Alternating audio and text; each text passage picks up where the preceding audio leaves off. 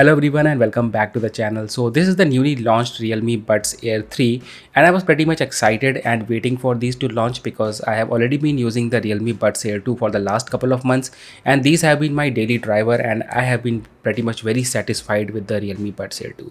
You will be getting a dedicated video of comparison between the Buds 3 and the Buds 2, but today as of now, let's just talk about the Buds 3. So first of all, the Realme Buds 3 are the slight improvement over the Buds 2 in each and every area, but two main features of improvement are dual device connectivity and 42 dB of active noise cancellation, which is very aggressive. Apart from that, the price mentioned on the box is 5,999, but on the day of launch on Flipkart, they were selling for just rupees 3,499.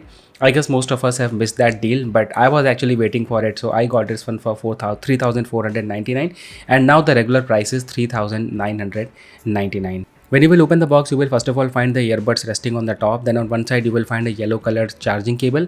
Now, yellow is a kind of brand color of Realme, but I just feel that they should have given the charging cable matching with the color of the buds. And then on one side, you will find two extra pair of ear tips in small and large size and some paperwork. Now, one paper is all about how to establish the connection with the buds, and the second one is about all the features. So make sure to go through it, and that's pretty much it in the box. So now let's just talk about the design and build quality. So first of all, it's a completely new design language where you will find the Realme branding on the top and you don't find any sort of branding neither on the front nor on the back. So initially when I took them out of the box, I got a little bit confused how to open the case because on the Buds 2 you will find the branding on the front and from where the case actually opens, but in this case the front and back both are very clean. Apart from that, if I talk about the finish of the case, so it feels more like satin or silk in terms of looks, but when you actually touch the case it feels more like matte, and the feeling to touch the case is actually very premium. Apart from that, you find a single LED on the front side to indicate the battery percentage. On the right side you have been given a reset button, and at the bottom you will find a Type-C port for charging. The case is very small, compact and very ergonomically designed, and you can hold the case in a single hand. Apart from that, you can also open the lid of the case with a single hand, and the feeling to open and close the lid is very satisfying. And this time the hinge that is provided in this particular case is slightly better as compared to the previous one, because I just feel that the tension on the springs is slightly more as compared to the Realme Buds Air 2. When you take the earbuds out of the case, the first thing you will notice is that these are very small and compact, and they appear to be very small and compact mainly because the stems on these earbuds are very small as compared to any other earbud, and in fact these stems are so small that the housing of the earbuds appear to be more bigger as compared to the stems. Apart from that, you don't find any sort of microphone at the bottom, which was quite surprising to me. Instead, they have different kind of slots on the stems and on the main housing for active noise cancellation and other things. If you will have a closer look at the earbuds, so first of all, the finish on the stems is matte as compared to glossy finish on the Realme Buds Air 2, and also these are IPX5 water resistant. So if you will remove the silicone ear tips, you will find a protective mesh to prevent water from entering the earbuds. As I told you already in the beginning that I was using a Realme Buds Air 2 as my daily driver, and I was already having the Realme Link app in my phone. So as I took the earbuds out of the case, I immediately got this pop-up to connect the buds with the phone, and overall the connectivity process was very seamless and the buds got immediately connected with my phone without any sort of hassle. Now in your case, the things may be a little bit different because you won't be having a Realme Link app or you won't be using any sort of Realme Buds Air 2 previously. So you have to use the reset button on the case to connect it with your phone. Apart from that, as soon as I took them out of the box, I also got a firmware update. So this is how the connectivity process is going to be in your case.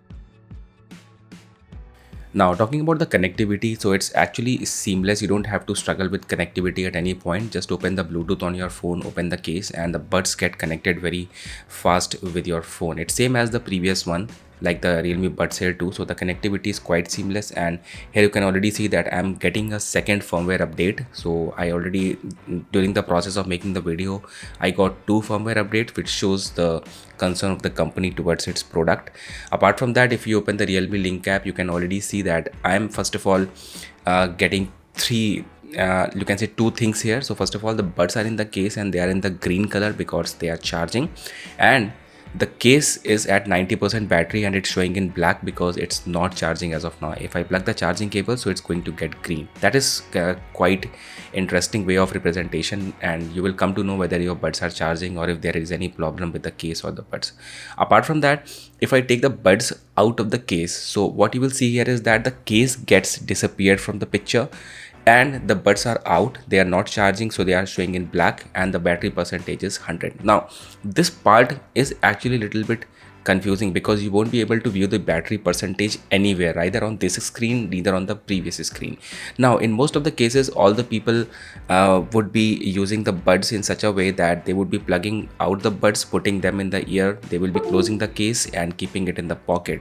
And at that point, if you want to view the battery percentage, you will have to struggle a bit, because you can't view the battery percentage on the case and in any of the menu. So this is a small, I would say, sort of a flaw in this integration.